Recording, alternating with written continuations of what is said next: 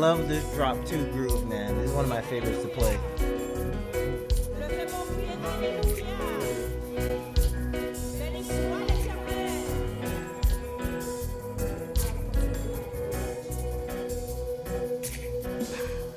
Sam.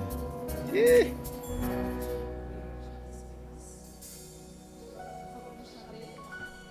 All right, so let's go ahead and break down what was going on there. Let's go ahead and hop straight into Ableton first, and then we will go to Logic next.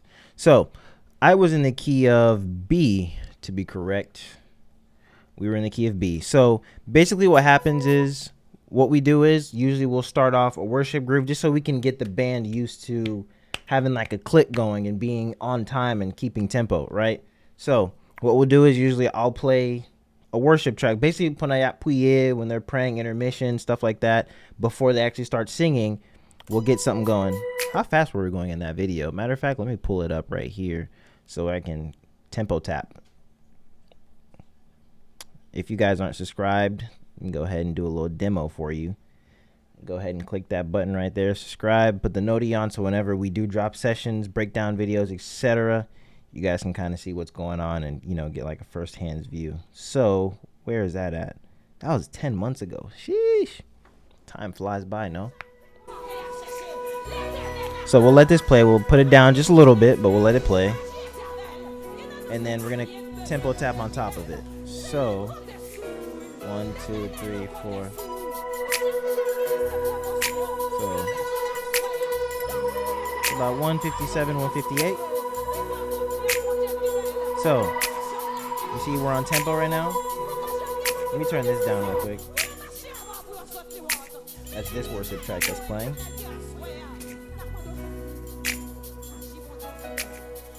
So I'm not all the way there on tempo because it may have been like 158 point something something, right? So I might not be all the way there.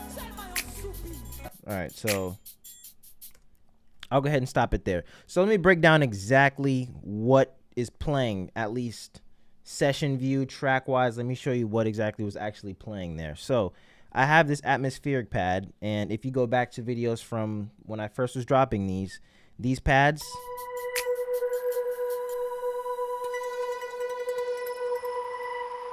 they're just atmosphere pads. We even have one for minor. Whenever you switch to minor, just have it going as you're playing, you know, whatever you're playing, and you want that to be sitting right on top of you. So back to major though. So speaking of which, this is volume 1. I have volume 2 right here. This 8x8 is volume 2. We do have new ones, actual new aux and pads, atmosphere pads. This is the new one. This is the new one.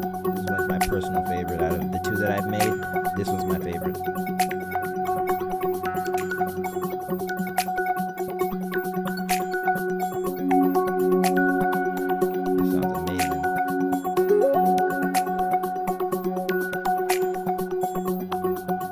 Alright, so that's just a preview of volume 2. This will be dropping probably in November-y after finish recording some guitars here. So either November-y, maybe Christmas time, probably the same time that I dropped the volume 1 about 24 months ago, pretty much. So let's get back on track, right? Alrighty, so we were in the key of B. We were at 150 something, I believe. We were at 158. So what usually I do is we'll play a track just to kind of get everybody used to, get their in-ear mix going and everything, and make sure everybody's kind of assorted together. But that's pretty much all that was playing. So you heard that pad going the whole time. The in-ear mix was a little wonky because the engineer didn't show up that night, because I think this was a Sunday night. The engineer didn't show up that Sunday night, but that was the in-ear mix. So you heard the pad kind of loud above everybody else a little bit. That's because, like I said, the engineer. So you had the pad going and that going. So usually I'll be playing keys and I'll put this on underneath. Usually I'll slow it down to another tempo. It doesn't really matter the tempo that you have it on. It'll just be playing the note consistently and filling up the room. So that was what we had playing at first. And you heard me playing all those drop 2 grooves and everything. Which, if you guys want me to show you the grooves that I'm doing, because I didn't even know I was doing drop 2s until people started doing tutorials on drop 2s. I listen to Bart Orr a lot. Like Bart Orr, let me say this. Bart Orr is actually one of the how do I say? He's one of the guys that I look up to keyboard wise because he's just different and he's very percussive on the keyboard. Like Negla, la adoration et puis Negla chake man et puis en américain lié. Like it's crazy. I really got a lot of my keyboard playing from Warren Brown, at least CCM wise. Warren Brown and Bart Orr, really. Like there's some other people I could throw in there, but at least for what you were hearing me play in this right here, it was some stuff that I picked up from Bart Orr, and I kind of just put my little sexiness on top of it. So that was the pad, and that was the click that you heard. And I did also show you what's going to be available in volume 2 pad wise, which is the new one that I just played you.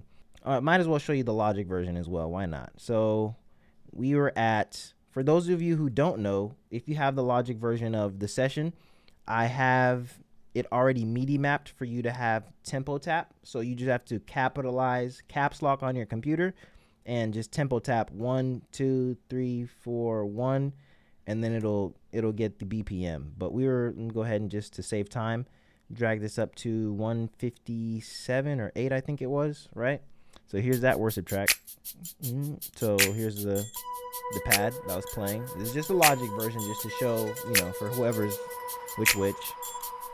Here's a Logic version, and cool. So you kind of see what's going on. And if you look at the tempo up top, you see right here, this is what I mean by sometimes you won't be able to grab the, like, let's say you see a clip of mine or a clip from, not even a clip, or just a stream or a service from anybody, and you're trying to find where they're at, because let's say you want to practice or something tracking, and you're trying to find where they're at and you can't find them exactly. That's probably because they're at 150, 129 point something, because when you're tempo tapping on either Logic or Ableton, it's almost precise.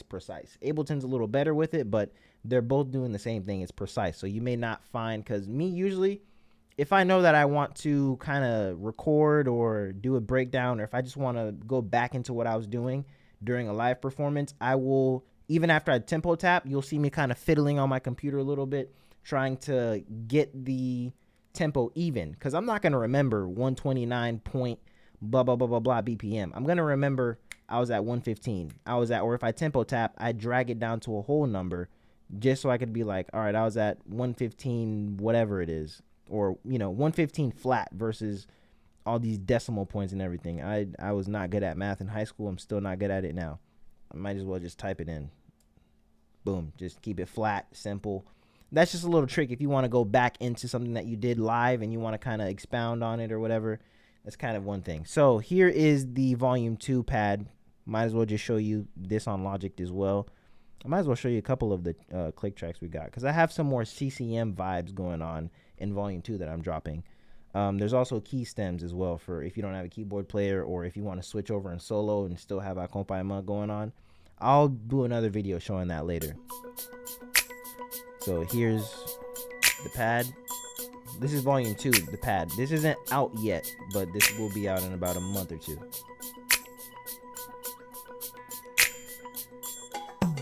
Here's the CCM, the new compa click track that is in volume 2.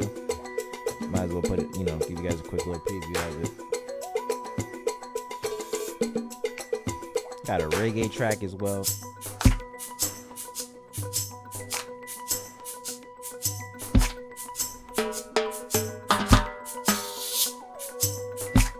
Let's play the stem pad. So I have 2 different ones that I put on, because some people like to have the clap in there, pause, and some people don't like to have the clap in the click track or in the track that you're playing, because some people with the snare, it kind of messes them up to have the clap and the snare going or whatnot. So here's the Bolaio track, and I'm gonna go back on Ableton and show you the Bolaio track over there as well. All right, so that was the worship portion of what you guys saw. Let me go ahead and break down the actual part when we got into the Bolaio groove. So let's pay attention real quick. This is the intro of how I got into the Bolaio session. Let's pay attention real quick.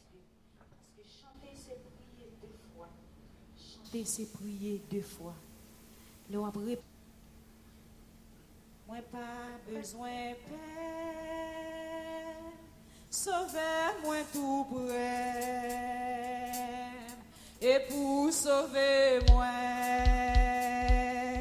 t'es prêt pour paraître. All right. Papa prier en pile,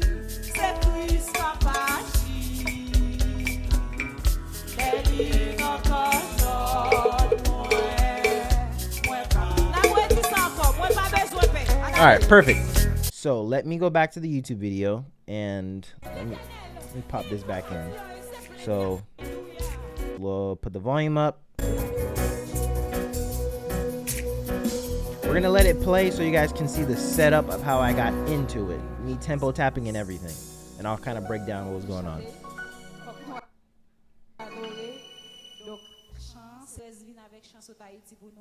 All right, lady, you doing a lot of talking.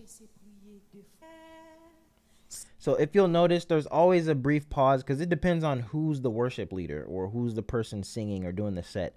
Either they'll start before you. This goes for compa, worship, praise, whatever. Even with shout music, you'll either see the person will start and kind of do a look over and, you know, let you, because the backup singers won't start singing yet because they'll let the leader find their place and then we will follow in suit with the track. Or if we start first, if we already rehearsed or whatever the case is, we will play first. We'll start, you know, playing the intro or whatever with the track already going. So that's two different situations. Everyone likes to start the songs off different. But this person specifically, she likes to kind of start and then have us join in because she wants to keep her voice natural or whatever the case is. So you'll see there's a quick pause. You'll see him holding the sticks, kind of looking forward. You can't see him because the main band cam was off. This is the only camera that was working. The other ones were frying up all over the place. So you'll see him with the sticks just kind of standing there. Hold on. So look, just look. You'll see. Let me move this out the way. Let me move my camera out the way. 1 second. All right, so just pay attention to the drumsticks just for visualization. So he's just kind of sitting there waiting on me, and I'm cueing him. So one thing, if you're MDing or you're starting the tracks or you're the one that's, you know, queuing stuff up, whether it's praise, compa, whatever, you either want you set the tempo first if you guys already had that, you know, agreed upon, or you will tell the drummer, hey, go ahead and start. I'm going to find you. Just keep something consistent going and I'll tempo tap after you, which I'll show you guys, you know, live as this is playing. So he goes first. So the singer starts the tempo, then he follows the tempo of the singer, and then I will follow him. It's very imperative that the drummer is keeping the kick drum consistent because that's what I will follow to get the correct BPM of how fast we're going to be going. So 1, 2, 3, 4. 1, 2, 3, 4. That's why you'll hear the band. I'm pausing this a lot because I have to break down the psychology of what's going on. That's why you'll hear a lot you'll see, well, at least with people that I play with or people who usually track, you'll hear silence for a little bit from the rest of the band and it'll just be the drums because the drums is finding the tempo and we're all going to assemble on top of that. He's getting the tempo set. I'm getting the track started as he's going. So no hacking from everybody else. Everyone wait until we get that situated. Once we have the tempo, the drummer finds his groove, we put the track on top of it. I tempo tap 1, 2, 3, 4, or if you're on Logic, 1, 2, 3, 4, 1. And then once we have that set, and then you start hearing everybody come in afterwards, and we assemble it from there. I'm just kind of breaking down the psychology of what's going on so you guys can kind of understand. Because if you understand this side, when you hear any band play, whether if it's the Potter's House, like I'm talking Cream of the Crop, or anywhere, some of the Salvation Church or whoever it is, when you hear them playing, you'll hear what's going on without even knowing what the talkback mic is saying. Just from the live perspective, you'll be able to understand what's going on. That's why I'm kind of going in detail, talking a lot, explaining, because this is something that a lot of people, they struggle trying to get, you know, the procedure of it down, at least. I'm going to break this down again. She started singing, drummer, he plays first, nobody else. This is the drummer for at least 2 measures, 2 bars, 1, 2, 3, 4, 1, 2, 3, 4. I get the tempo following him. Now everybody else, we can join in after we've got the, you know, the track set. So we'll play that from the beginning again. Ooh, her voice almost went out there for a sec. So he's going, and I'm 1, 2, 3, 4. 1, 2, 3, 4. 2, 3, 4.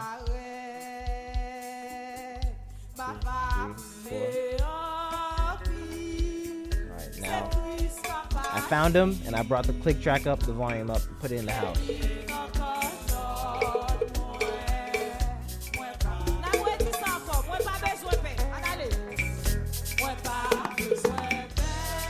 Now you see him playing a little bit more comfortably and he's opening up a little bit more. It's because we found our pocket. We're like, all right, here's our BPM. Here's what we're doing. Everybody situated. I'm probably on the talkback mic right now. Hey, this, we good? You know, more this, more that. Let's kind of stay this. You know, instructing basically. Like, what are we going to be doing? How are we going to be going into this? Keeping the mindset clear from the jump.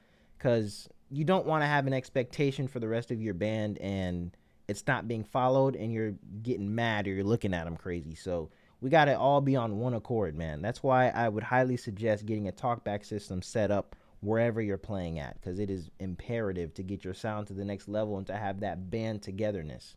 Now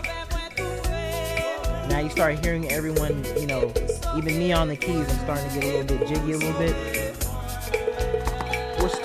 We're still keeping it pretty light, fairly to what you hear later on.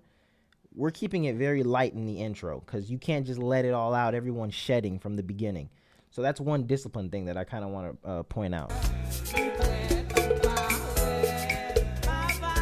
So as I'm going to keep pausing it because I got to break this down.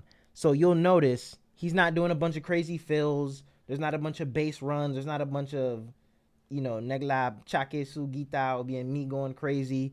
You know, we're opening up a little bit just to catch the vibe, catch the feel, to kind of get locked into something that we're all comfortable with. But we have to let it ride.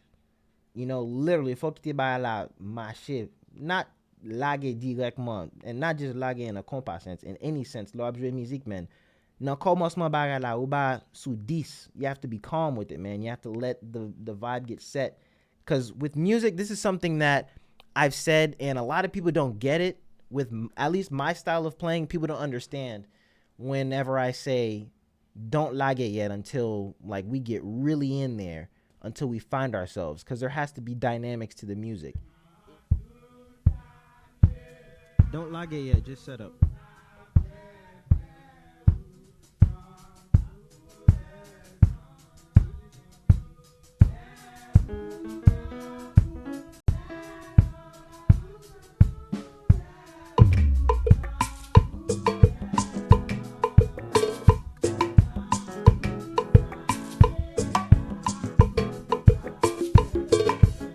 If we're going crazy from the start and then the singer finally gets into like a call and response to where they're going back and forth with the audience, or who knows, when it starts, the atmosphere shifts and it takes another change or something, we're already shedding, going crazy, pulling all our riffs, all our hits. We're pulling it all out from the very jump. There's no room to like go up towards the end, or if they want to do a song switch, we didn't take it up a notch from anywhere because we already started on 10.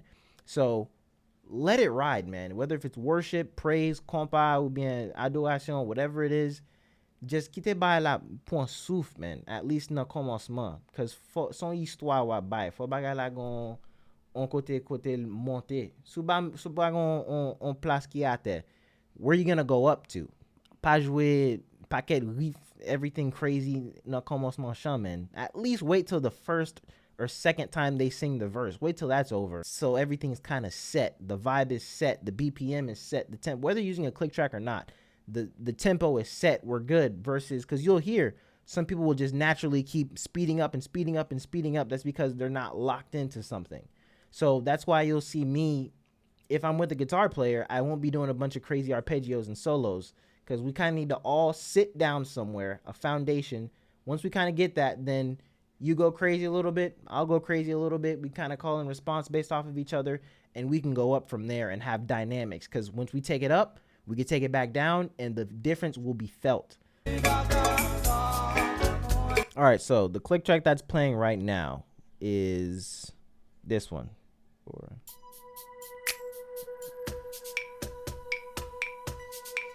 So this is the click track that's playing right now that you're hearing. It's the start one. And then you'll have the one with the clap in it. That's the only difference, really. Some people like the clap, some people don't. That's why I put both in there. All right, cool. So let's go ahead and tempo tap, find where we were at. Let's tempo tap with me or us live. So we'll do it this way. Ooh, that first note she hit gives me nervous every time. Whenever you hear worship leader starting out and it's a little shaky and you're kind of worried a little bit. All right, let's tempo tap. Drummer got the groove, and I'll go 1, 2, 3, 4. 2, 3, 4. 1, 2, 3, 4. 1, 2, 3, 4.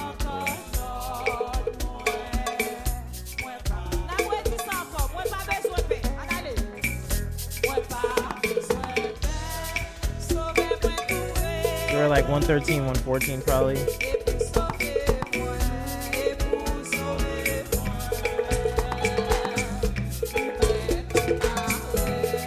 Alright, so I basically just played that so you can hear that I'm on time with the clip, basically.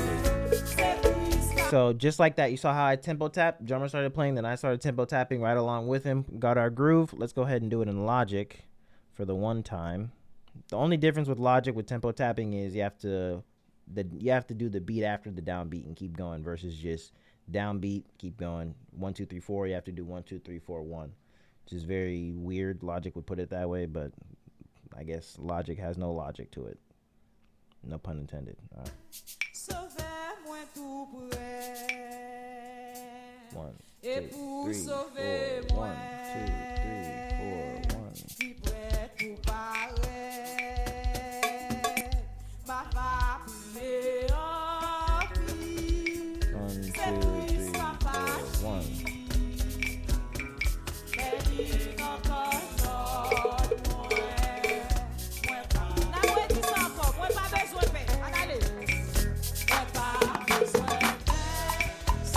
So I'm just showing you the Logic version, pretty much.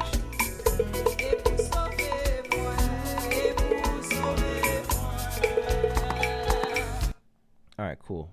So that's pretty much the Logic version and the Ableton version. I just wanted to tempo tap, not just show you the tracks, but actually show you what goes into it, the psychology, and not even really the psychology, but really just the breakdown of what the hell's going on whenever we're starting out. How do you get into this? How do you get out of this, pretty much?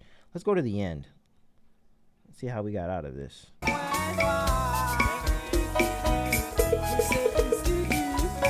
Actually, to prove my point from earlier, when we're not doing all our hits, we're not doing all of our stuff straight out the gate, we do an amazing hit here. Just want to show you guys real quick as an example.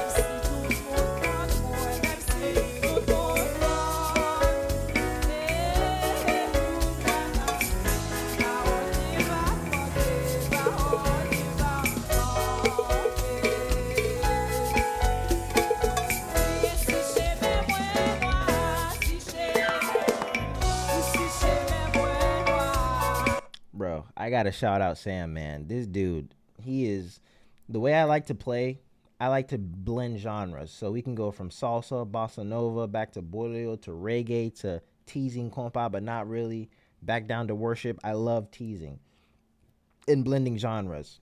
He is a phenomenal drummer, man. That's his, I think this is either his YouTube channel or his Instagram that's linked down there, the @ Follow him, subscribe to his channel and everything. He is right there with me psychology-wise when I'm like, hey, let's kind of switch back and forth between Bolaio and like a bossa nova, salsa jazz type of thing. And he's, look at him, man.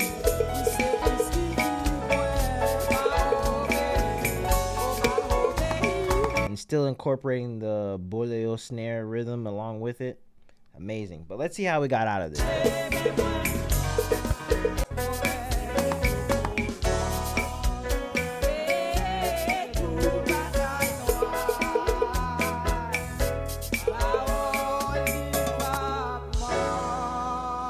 Tried to catch her. Here's one thing with worship leaders. Some of them, when they tell you when they're finishing, right when they're doing it, they're literally will have the microphone and do this on the downbeat. And I'm like, or they'll just slow down out of nowhere and we can't catch it. That's very annoying. I have to say that. So you see him even hesitate trying to catch it. Because I have to stop the track at least on a you could stop it whenever, but I usually like to stop it on a downbeat so everything sounds uniform.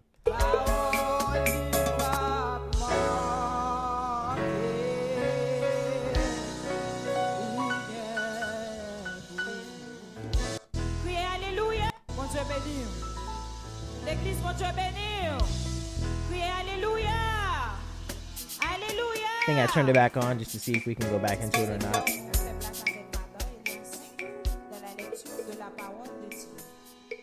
All right, cool. I broke down how we tempo tapped. I broke down the actual tracks. Like I showed you what we used. I showed you the Logic version and the Ableton version. I showed you how to tempo tap because I did a live demonstration of what I did in that clip. I showed you the process getting in and out of those moments. I will reiterate this. Volume 2 will have those new auxes, will have keys, and it'll also have the CCM, like the more CCM stuff in there as well, at least click track wise as well. So be on the lookout for that. That will be out maybe within the next month or two. Still got to record some live guitars. These tracks, man, they're not only just, I showed you the reggae ones I have as well. So it's not just compa, man. You have worship, you have Bolaio, you have reggae. Pretty much your whole service is covered, man. If you want to have a professional sound, you have almost everything that we would play within a Haitian church is pretty much covered here, man. And then on top of that, you have all these pads and all this other stuff. So let's say you walk into a situation where the keyboard doesn't have very good strings or you don't have that patch. Just throw this pad on top, man, and you can play on top to fill more space, fill more room. When you're starting a song, you can have some, you know, it almost sounds like you're playing a record, like live in living color, which is amazing. So go ahead and check those out when those do drop. Appreciate you guys for your time.